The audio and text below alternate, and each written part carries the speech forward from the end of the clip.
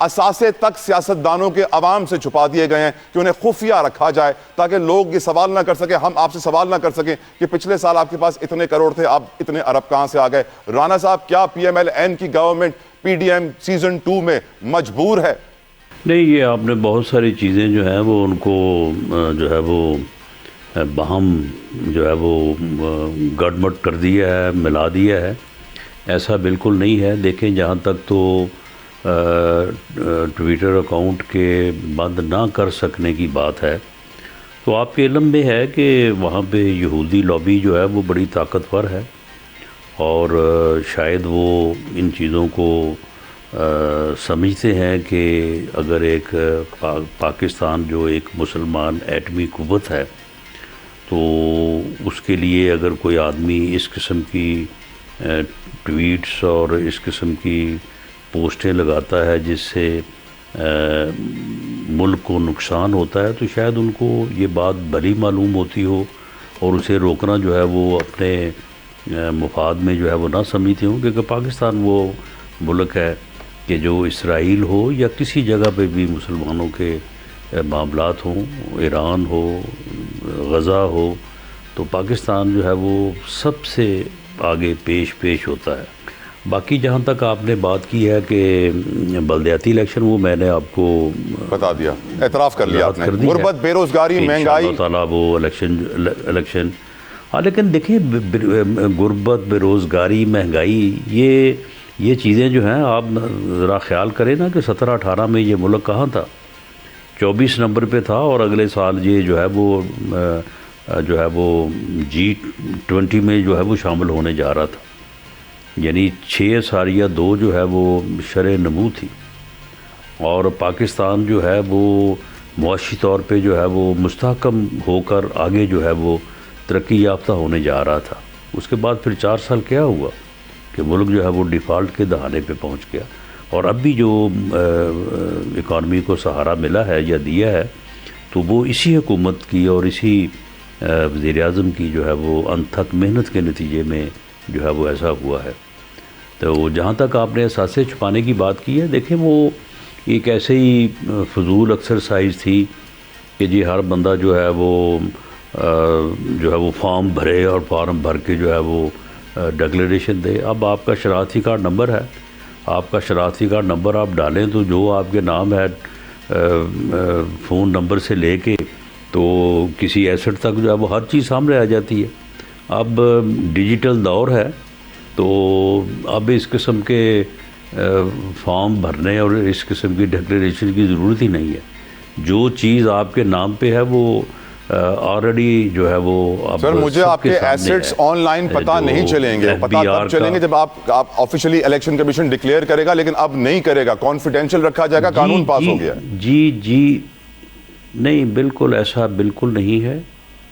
آپ اگر جو ڈکلیریشن جو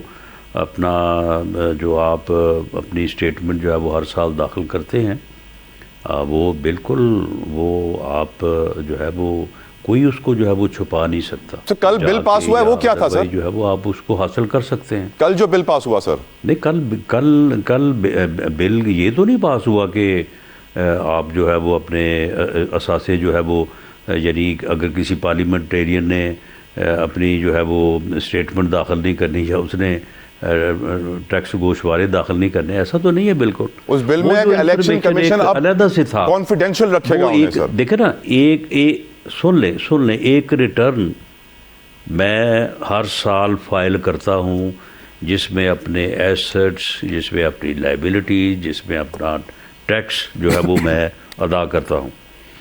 ایک علیحدہ سے تھا کہ جی بطور ممبر بھی آپ نے جو ہے وہ علیحدہ سے جو ہے وہ ایک فارم جو ہے وہ پر کر کے دینا ہوتا ہے. تو جو میں آلریڈی پر کر کے دے رہا ہوں وہ کیوں نہیں, اس میں اور اس میں کوئی فرق تو نہیں ہو سکتا, تو وہ کیوں نہیں پبلک کیا جا سکتا؟ وہ بھی پبلک کیا جا سکتا ہے. I hope what you're saying is right, Rana صاحب. رانا صاحب, my next question is, آپ کیونکہ پاکستان کی جو پولیٹیکل پلس اس کے اوپر ہاتھ رکھے ہوئے ہوتے ہیں, میں آپ سے ایک سوال پوچھ رہا ہوں جو شاید آپ جانتے بھی ہیں, شاید نہیں جانتے ہوں. سر, ایم کیو ایم پاکستان جو اتنا اس وقت شور مچا رہی ہے, what do they want, sir? دیکھیں ان کے اپنے مطالبات بھی اور ان کے اپنے مسئلے مسائل بھی ہوتے ہیں. آج بھی جو ہے وہ ان کے ساتھ ہماری میٹنگ ہوئی ہے. لا منسٹر موجود تھے اس میٹنگ میں تھا, ڈاکٹر طارق فضل صاحب تھے.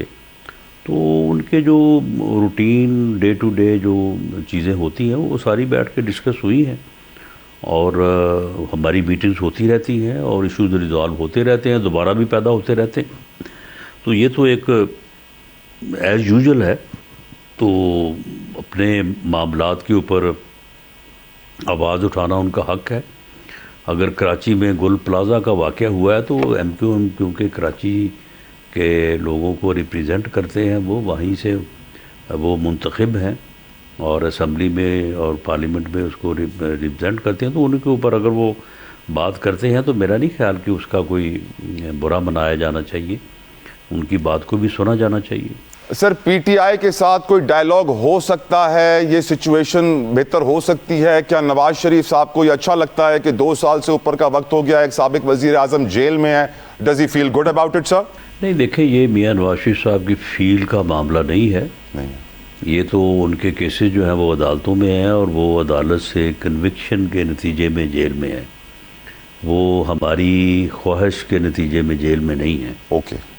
اور رہی بات ڈائیلاگ کی تو وزیر اعظم آن ریکارڈ ہے, اور وزیر اعظم نے متعدد بار ان کو آفر کیا ہے کہ آپ بیٹھیں, ہمارے درمیان گفتگو ہونی چاہیے, ڈائیلاگ ہونا چاہیے.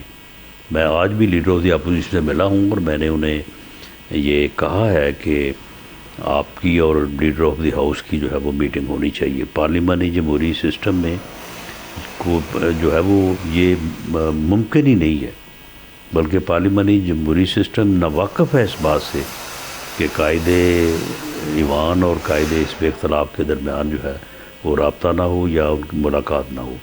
یہ ایسا عمل جو ہے یہ ایک ہی مرتبہ جو ہے وہ میرا خیال ہے دنیا میں ہوا ہے, اور وہ پاکستان میں ہوا ہے کہ 4 سال تک جب 18 سے لے کے 22 تک جو حکومت تھی تو اس دوران اپوزیشن کے ساتھ اور ٹریزری بینچز کا آپس میں کوئی رابطہ نہیں رہا. بالکل ٹھیک سر. سر این ایف سی کے کچھ نمبرز آئے تھے رانا صاحب گزشتہ روز, ان نمبرز کے مطابق 5 سالوں میں پنجاب کو کچھ 20,000 ارب سے زیادہ کا اماؤنٹ ملا ہے, سندھ کو 10,000 کے قریب ارب کا اماؤنٹ ملا ہے, کے پی کے کو 6,500 ارب روپے ملے ہیں 5 سالوں میں, بلوچستان کو 4,000 ارب روپے ملے ہیں 5 سالوں میں. سر ڈو یو تھنک کہ ہم جس طرح پنجاب کو ڈیولپڈ آج دیکھتے ہیں اور اس ڈیولپمنٹ کی خواہش باقی صوبے بھی کرتے ہیں, کچھ اس فارمولے کو اب ری وزٹ کرنا چاہیے تاکہ باقی صوبوں کے اندر جو احساس محرومی ہے ڈیولپمنٹ کے حوالے سے, انفراسٹرکچر کے حوالے سے, وہ ختم ہو سکے سر, اور سب برابری کے لیول پہ آ سکے؟ رانا صاحب نہیں دیکھیں, برابری کے لیول پہ کس طرح سے آیا جا سکتا ہے؟ جو این ایف سی کے اور ٹیکسز کی تقسیم کا فارمولہ ہے مابین provinces and federation and provinces, وہ ایک باقاعدہ کنسنسس کے ساتھ جو ہے وہ سب کی مرضی کے ساتھ وہ طے ہے,